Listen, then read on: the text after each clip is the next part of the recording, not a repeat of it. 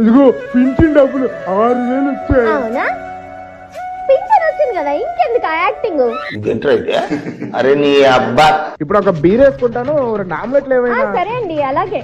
Excuse me, మేము వికలాంగుల pension original కాదో తెలుసుకోవడానికి వచ్చిన డాక్టర్. నేనే అండి, నాకు చేయి ప్రాబ్లం. మరి ఇక్కడ కాలని రాసింది. అది అబ్బే, కాలు. నా కాలు కూడా ప్రాబ్లం అండి. మాటలు కూడా రామని రాసిందే.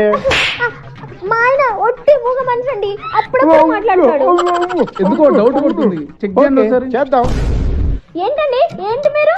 మేమేమైనా వికలాంగులం కామనుకుంటున్నారా? అయినా మీరు మా మనోభావాలు దెబ్బతీస్తున్నారు. మేము 6,000 కోసం యాక్టింగ్ చేసే వాళ్ళ కనిపిస్తున్నావా ఏంటి మీకు? పాపం మా ఆయన కాలు లేదు, చేయలేదు, మూగ మనిషి. సరే సరే సరే, సారీ సారీ అమ్మా, వెళ్ళొస్తామమ్మా. మాయ తీసేద్దాం అనుకున్నారా పింఛన్లు? మాకు రావనుకున్నారా యాక్టింగ్లు? పుల్లారావు అబ్బో చూసాడు. Pension cancel. సార్ వద్దు సార్, ఆ పింఛన్